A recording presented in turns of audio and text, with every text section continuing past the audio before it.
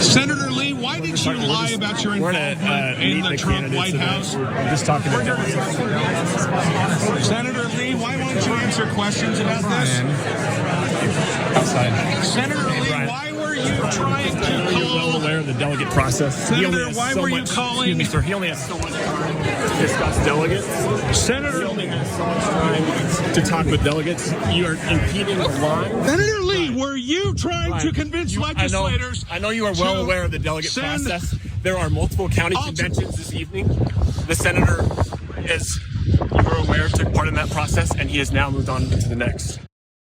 Everybody's out of breath in that clip. So Senator Mike Lee of Utah is ignoring questions from a particular reporter from Salt Lake Tribune because he doesn't have much to say anymore, especially about those text messages that he sent to Mark Meadows before, during, and after that loss of Donald Trump in 2020, leading up to, of course, that insurrection on January 6th. Those became public just last week, so everyone's looking for some answers. First off, let's go to some of the details from those text messages and the reasons why Mike Lee might not want to be talking, instead stuck his 16-year-old bodyguard in there instead. So this is from his text. Over a few days in November, Lee lobbied Meadows to get attorney Sidney Powell to access to Trump.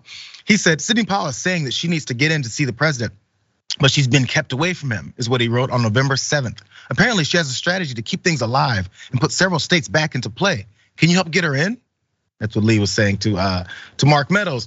So after Sidney Powell actually then showed her ass and had no idea what she was doing up there with Rudy Giuliani and Jenna Ellis, then his Mike Lee's thoughts about Sidney Powell changed, but his dedication to Trump stayed the same. Let's look at this now. So 2 hours later, Lee texted Meadows with serious concerns about what he then saw Sidney and them doing.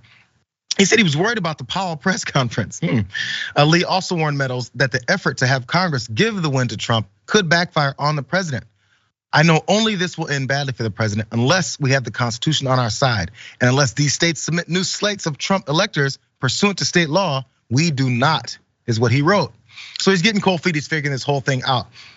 As he was starting to peel back, Donald Trump wasn't very happy about this, and you guys may remember this particular point. He was speaking at a rally and wasn't happy with Mike Lee, but it was because of his cold feet. Watch this. And Mike Lee is here too, but I'm a little angry at him today. Where's Mike Lee? Where is he? I'm a little angry at you today, but that's how. So Mike Lee ain't talking. He wasn't very happy about that, actually. So when that dust up happened, he went back to texting Meadows some more because he didn't think these would become public. He said, so Lee was not happy about being called out there, as you just saw. I've been spending 14 hours a day for the last week trying to unravel this for him. To have him take a shot at me like that in such a public setting without even asking me about it is pretty discouraging, is what Lee wrote. He explained that he had been calling legislators in several states, trying to develop a way to defend Congress throwing out results in favor of Trump. And in one text, he suggested that he was trying to convince those state lawmakers to manufacture a pretext for Congress to act. He said, we need from state legislators to make this legitimate and to have any hope of winning. Even if they can't convene, it might be enough if a majority of them are willing to sign a statement indicating how they would vote.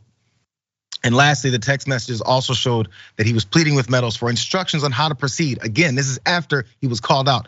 Please tell me what I should say. Please tell me what I should say. He's all in, Jackson. He's all in for this. And now all that was said and much more, by the way, he was texting his ass off. After texting that much, and someone asked him, hey, what happened with those texts and what are you feeling and what's happening now and why don't you reveal more information? You know what Lee has to say? He says nothing. Instead, this 16-year-old is in everybody's face. Look at this picture of this guy again. This is Mike Lee's representation instead of answering some questions because he's a courageous Republican. I think, this is just what the Republican Party is, this is what they do, and this is what they will continue to do, except it's only gonna escalate. And I point this out on Rebel HQ all the time, that the Republican Party's time is ticking, and they know that. Overwhelmingly, the policies and the cultural wars that they stand on, when you poll the nation at large, people aren't on board with it, and for good reason. And because of that, they're not gonna answer questions. But what's most important to really keep up with that is that the voters don't care.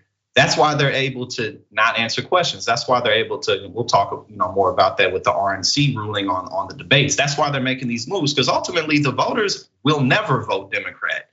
So, why own up to anything? Why be accountable? Why do anything differently when it doesn't matter at the end of the day? Similar like what you were saying, you say a lot on Rebel HQ, is also, I'm always saying that they cultivated this group of voters and supporters that they don't have to have much responsibility. They don't have to have an agenda. They don't have any principles. It's just, I can flip and change positions and then not answer about it as I talk about consequences and personal responsibility and owning up to the things that you've done, only when it comes to folks that aren't them. That's just the way they run. And they've got support groups that are okay with that. When you've got a group of supporters that don't care, you don't have to care either. You can just run roughshod and continue to make this happen. We'll see if it sticks on with other folks though.